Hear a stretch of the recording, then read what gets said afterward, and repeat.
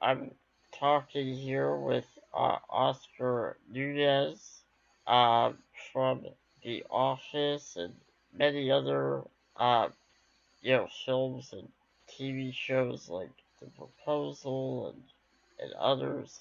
How you doing, Oscar? I'm good. I'm good here in sunny Los Angeles. That's On my great. deck, just hanging out. They're doing construction work somewhere. I can hear that. That's awesome, man.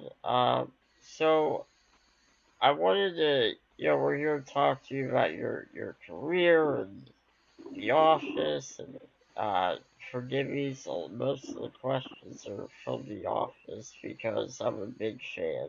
But why don't we start out like, can you tell us like how you started your career? Like, what got you into acting? Because I read that you were a dental assistant.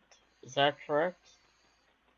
A technician, yes. A Uh, technician. for for about a year, yeah. Oh wow. But what got me interested is comedy in general, but specifically the Carol Burnett show and Harvey Korman on the Carol Burnett show was Oh the guy I thought was the funniest thing I've ever seen. oh, that's cool. Um, yeah, and so I wanted to do that, whatever that was, sketch comedy. I liked that a lot, and yeah, I was doing the working as a dental technician, and I thought I really don't enjoy this. What do I enjoy? What do I really enjoy doing? And then I got a newspaper called Backstage West, and I started. I looked in the back at the classifieds, and I started taking acting lessons. I started out with commercial acting lessons, and then I took drama for 2 years, and then I finally auditioned for an improv troupe, a comedy improv troupe, and I got into a comedy troupe called Shock of the Funny. We had a small theater on 8th Street between First Avenue and Avenue A in the Village, New York, and I think we were there 4 or 5 years. And then eventually, I came out to Los Angeles about approximately 25 or 30 years ago, and as soon as I could, I didn't have any money, so I had to work for the first 4 years I was here, 4 or 5 years. But as soon as I could afford it, I joined the Groundlings. Oh wow, where were you living at before that? In Los Angeles, Yeah, before or Los Angeles. in Los Angeles, I grew up in New Jersey. Okay. I lived in Queens for a little bit. I lived 3 years in Washington, D.C. I lived like 2 years or a year and a half in Florida with my sister and brother-in-law. Then they had two kids. They have four now, who are grown-ups, but at the time they had two babies. And I lived with them for a year and a half or 2 years before I moved out here. Oh, So okay, wow. I lived in the East Coast and then came out to L.A. About, I guess, 94, 93. I came out here. Maybe Oh, 92, something like that. wow, that's very interesting. And I read that you were born in Cuba, right? Yes, I was born in Cuba and I left when I was like 2 years old. Okay, cool. Wow. It's such an interesting life. Um, my next question would be, like, how did you land the role in The Office? And, like, what did you think about the show when first started doing it? Well, I was a huge fan of the British version. Um, Okay. my friend said, "You've got the best thing on television is this thing on the BBC. It's called The Office. You have to watch it." My friend Regan Burns, and I I turned it on. I turned on the BBC and I caught it in the middle, and I'm like, "What? This is why am I watching this documentary about a paper company? This is so weird." I watched like maybe 15, 20 minutes, and I turned it off. And then like 2 weeks later, I saw him, and he's like, "Did you catch it?" I said, "No. Why would I want to watch?" I caught him in the middle, and I'm like, "What am I watching?" And he's like, "No, no, no. You have to watch an entire episode from the beginning. Watch the whole thing."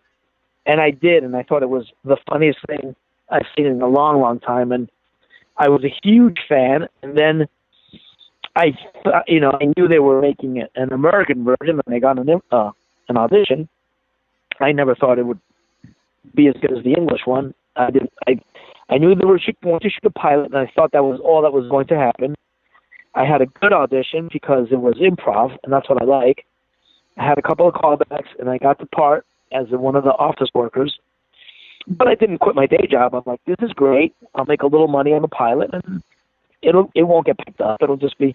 But then the more I found out about it, the more the pilot was coming into focus. Greg Daniels was the guy who was going to run it, and he said it's not going to have a laugh track, which I thought it was. I thought that was great. And he said we're going to have those long, awkward takes, just like the British one. And some guys were in the running for the part of Michael Scott, and it wasn't Steve. It was other fellows who I knew a lot of them, but I thought, oh, they're all great. They're all, a lot of them were my friends, and I thought they were great. Who was in the running? Bob Odenkirk and Damon Jones and Andy Richter and another fellow, I think. Okay. And I thought they're great, but I'm like, whatever, it's fine.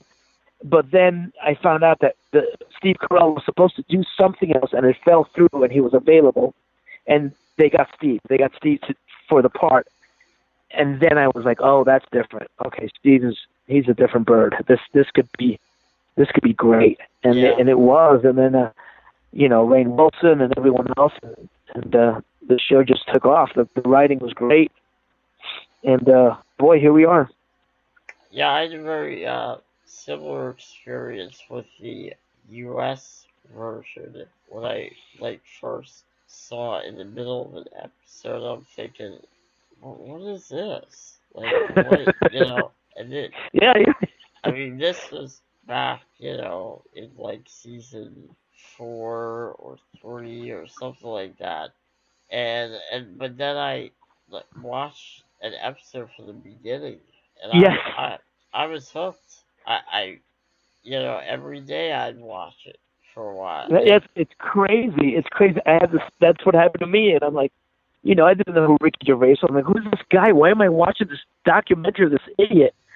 And then I watched the whole thing, and I'm like, oh my God, this is insane. It's insane. I know. There's nothing funnier than someone who thinks he's so cool and funny. He hasn't got a clue. It's just so painful to watch. I know. It was just such a great show. It was just so ridiculous and just so great. I mean, I don't know how many times I've watched the whole series on Netflix. Probably at least. Riley, there's people who watched like 5, 6 times the whole 9 seasons. 5 times they watch it. Yeah, that's probably what I've done. Yeah. Yeah, there's kids 12 years old who know the show more than I do. They know every single line. They know everything about the show. Yeah, it's crazy. What did you take away from the experience of being on that show? We hit the lottery, every one of us on the show, because it starts from the top down. Everything depends on who your boss is. Everything depends on the people running it, and we were lucky enough to have Greg Daniels and Steve Carell, and both of those guys are, not only are they super, super talented and gifted and all that, but they're really gentlemen, and they're nice, and they're cool guys, and there's no drama on the set. So that was wonderful to be on the show. We had everything. Everything was, we could not have asked to be in a better place. It's shot here in town.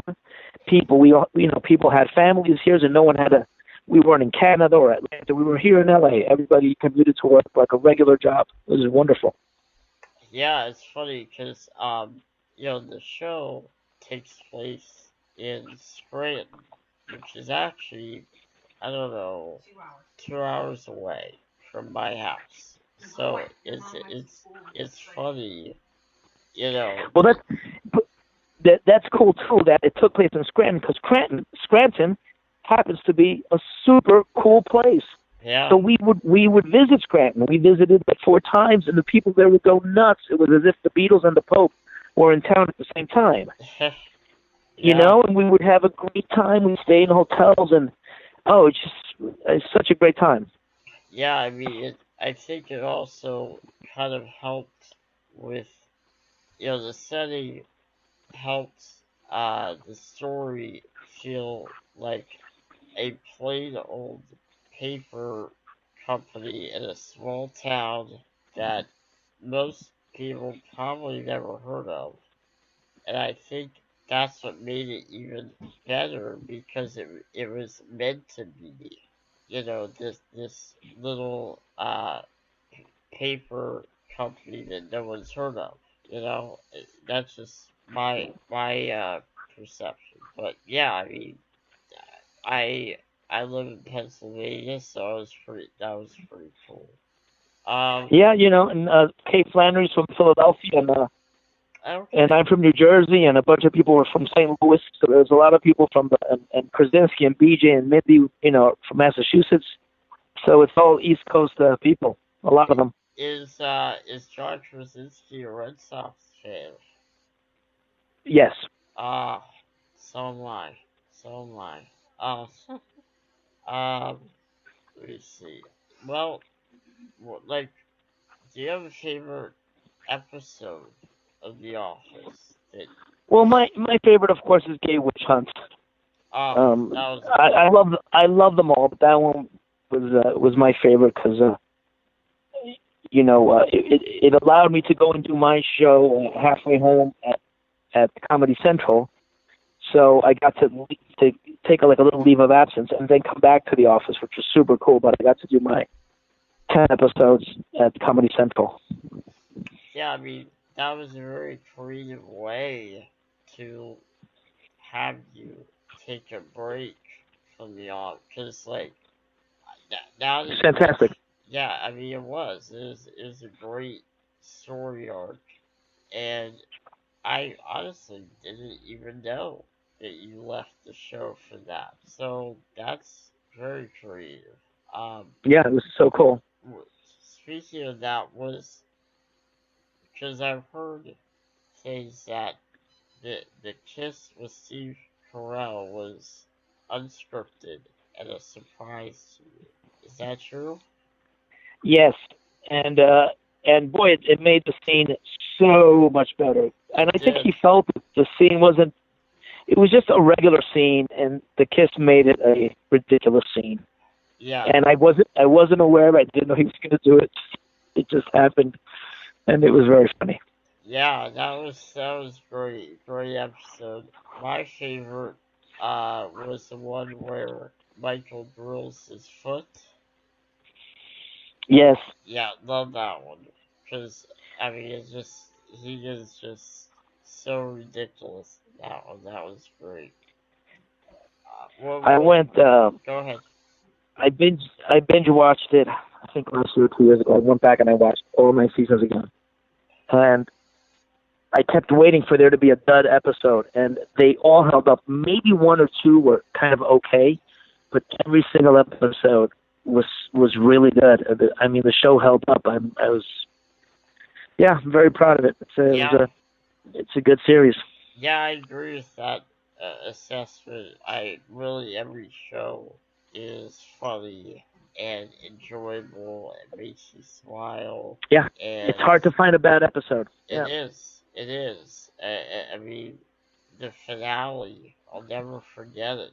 I mean, just, oh, such a great finale. There are some shows that are great and they have like a lackluster finale, but this one right. was just perfect. Oh, good. And did did you guys know that Steve was gonna appear on the finale, or how did that all work out? Um, I don't think we knew. They did that a couple times to us. They did it in Scranton when we visited one time. Last time we were there, we were there for 2 days, and Steve showed up on the last day when we had a press conference at their little not professional baseball stadium, but Yeah. minor league baseball. They have the Yankees have their farm team out there, and they have a beautiful stadium, and it holds 10,000, and it was full of people. And Steve showed up for that, outdoor event, and we did not know that. It was a surprise, and I think they did the same thing when it was Dwight and Angela's wedding. I think we found out like the day of or something. People are like, Steve's going to be in this episode. Yeah. I mean, Yeah. it was a great surprise. What's some of your favorite memories from shooting The Office? Um, Seeing Angela there when I went on set, I didn't know she was cast, and Angela and I know each other from Oh, the Groundlings for years, so that was crazy. Uh, Making friends with Kate from Philadelphia, and finding out Creed Bratton was in the Grassroots, like that first love affair when you make friends with everyone. The first episode where I thought, oh, this show is special, which was the one that B.J. Novak wrote about. It's the one where we have the cards on our heads and we're trying to guess each other's race or culture or something. yes. Michael Scott, Diversity Day or something. Yeah, that's And what it's called. it was like the second or third episode. I'm like, this is freaking great. Who wrote this? That kid, B.J. Novak. He wrote this. I'm like, oh my god, this show's something's gonna happen here. I know. And yeah. He's great. And when Steve left, that was a big deal. Will Ferrell was there that week. Uh, uh, uh, Kathy Bates coming in, James Spader coming in. Those were big deals. So all those. Yeah. I mean, really. I mean, just that seems like a very fun group to work with. Um, it, just knowing the actors, that seems like you had a great time filming and working with friends. Did they become like family at the end of the series? By the end of the series, Well, yeah, like I said, I knew Angela before, so I still know her now. She's got a right, kid, and right, we've got kids, Creed, Kate, Jenna, and Angela. Those are the ones that I really see a lot. Brian moved to San Diego, which is a little far from LA, so we don't see each other too much, but when we do, we just pick up where we left off. Rain I see once in a while, even though he lives kind of far. The ones I miss, the ones I don't see that much are, of course, John and Steve. But it's yeah. I mean that's awesome. yeah. So the one of my writers wanted me to ask this. What's the story behind why they chose to use some of the actors' real names for the characters and fictitious ones for others?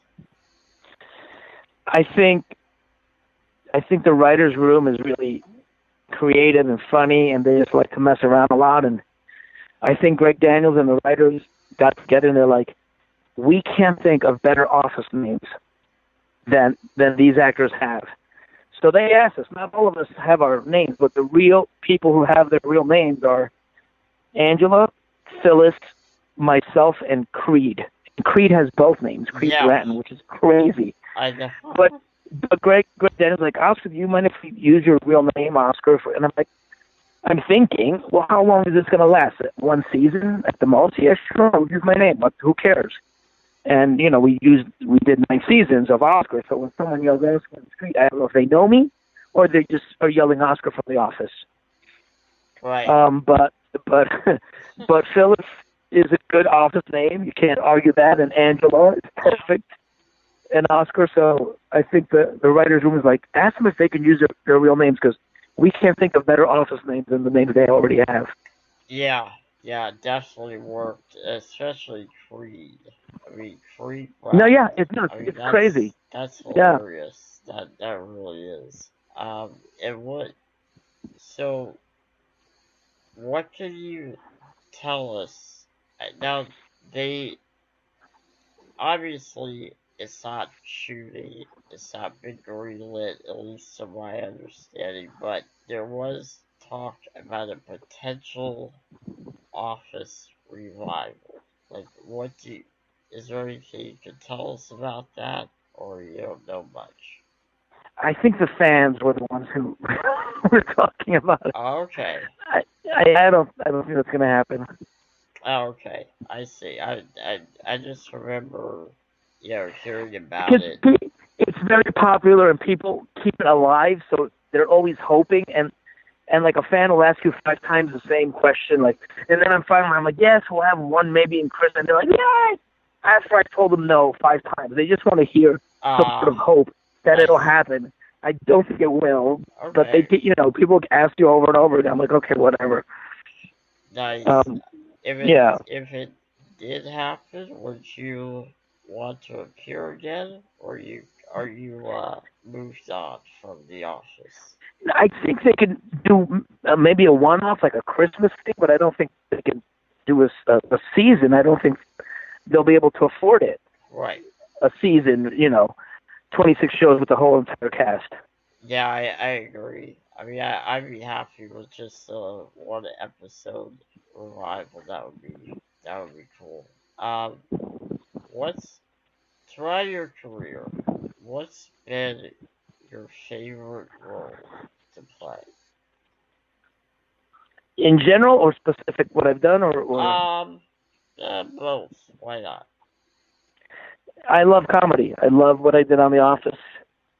And I love comedy. Not that I'm adverse to doing drama. I think there's a place for it, but I really love comedy, and I love comedies.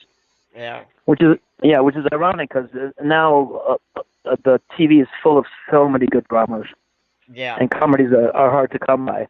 I just Yeah. enjoyed the Marvelous Mrs. Maisel was the last comedy I really, really, really thought was great.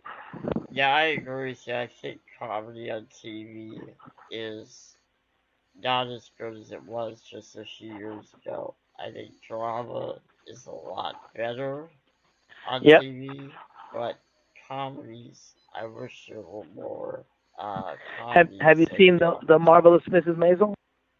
I don't think I have. What Check it channel check it is out. that? I don't know if it's on Netflix. I have it on Amazon. Okay, well I have Amazon. I'll look it up. It's fantastic. Yeah. Wow, I'll check. What's it called again? The Marvelous Mrs. Maisel. Okay, great. I'll check that out. Thanks. Um, Now you're working on at least I read this on IMDb, or no, sorry, you're not working on this in post production, right? Your upcoming film, yes. Yes, there's a show coming up with Iglesias. He's a stand-up, Mexican American stand-up guy, Oh, Fuzzy. He goes by Fuzzy. it's a show, not a movie. It's a TV show on Netflix. Oh, okay. I on there on the site it said it looks like a movie. Okay, great. What can you tell us about it? What's it about? We haven't started yet. We're going to start shooting soon, Okay. and it'll be on Netflix. And it's about I believe he plays a teacher. He's a very funny guy. He's a stand-up comic, and he sells out wherever he performs. He's got a big following, and he is a teacher. I think I play the assistant principal or something. And Oh, we'll start shooting in a couple of weeks. that sounds very awesome. Hopefully you can keep us updated on that. It sounds like a great project. Um, are there any other like future projects that you have your eye on? Not really. We did a second campaign of the State Farm ad commercials, which I love, Oh with James yes. James Harding and Chris Paul, and we did a second round of them, which I'm so glad we did because I guess they liked the first stuff we did. So they'll be coming out. I don't know when, but we shot them already, and that's it. Yeah, I Just mean that. I love those commercials, by the way. Those are great. Um, and then is there any other projects you're working on besides yes, or just nothing to speak of now. okay?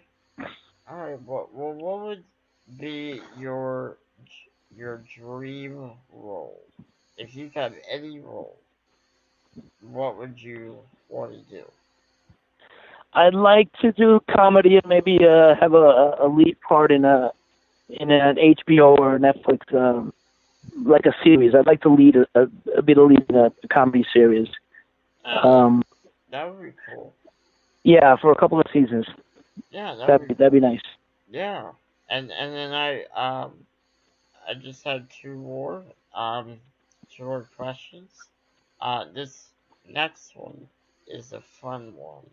That if I didn't ask this, I would get a lot of hate. But this is a this is based on you've probably seen them.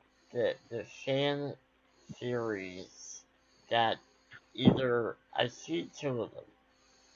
Uh, either Creed or Toby is the Scranton Strangler. Is any of that true? One of the two. I have no idea. I don't sit around thinking. You mean people are talking that one of them might be the Scranton Oh yeah, Strangler, oh or yeah, oh yeah. Look up on YouTube. I don't know what the videos are called, but I see a bunch of them where, and honestly, they are.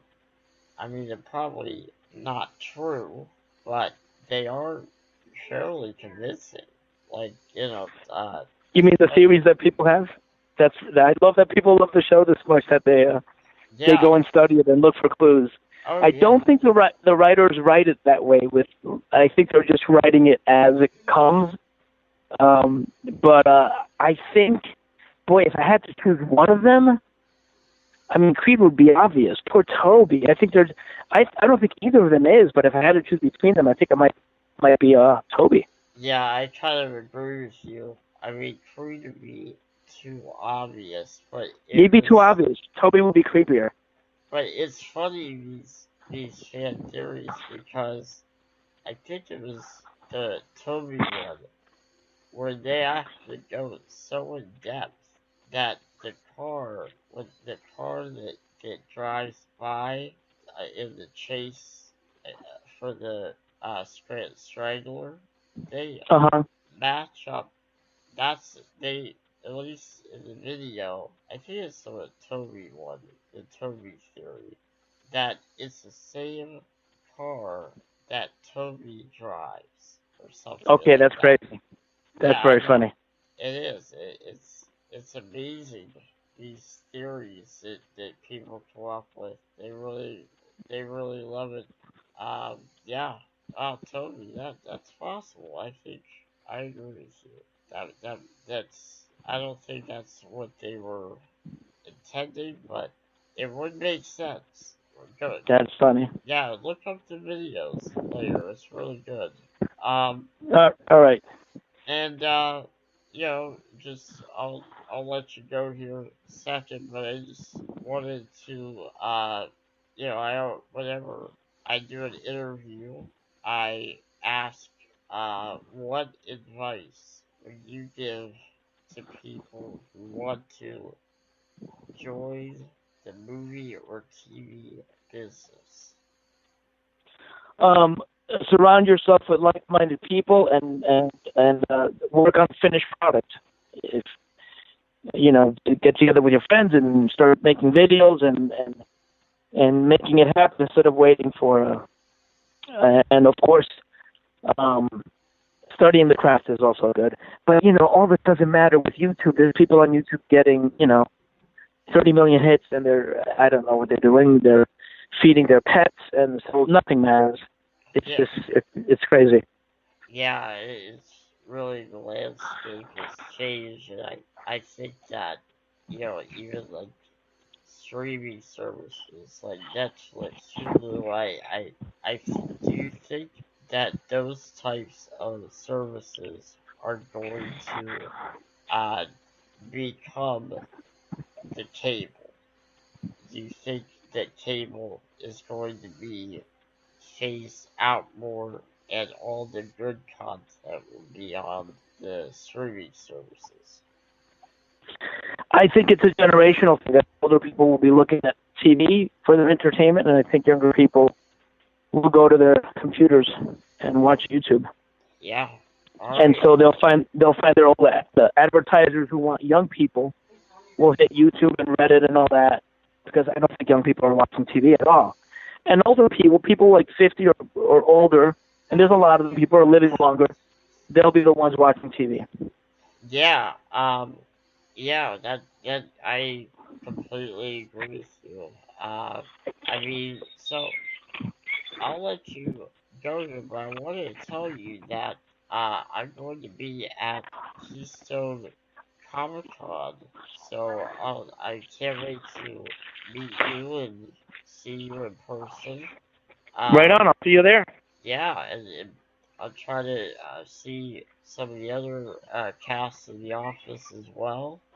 So that would be, it's great that they were able to get like most of the cast to be there. So maybe I'll ask Creed in person if she's a strider. Uh, Right on. yeah. All right. All Well. right, Riley. All right. Well. Hey guys. We're gonna go here, but I want to thank Oscar for joining us for this interview and talking The Office and his career. It's been a lot of fun. And we're going to be at Keystone Comic Con, and Oscar and some of the other cast is gonna be there. So if you're gonna be there, check us out. I think that tickets are still available, so if you can join us, come join us. All right, hey man, thanks, thanks for doing Okay. this. Right on. I'll see you there, Riley. All right, see ya. All Bye. right, guys, till next time.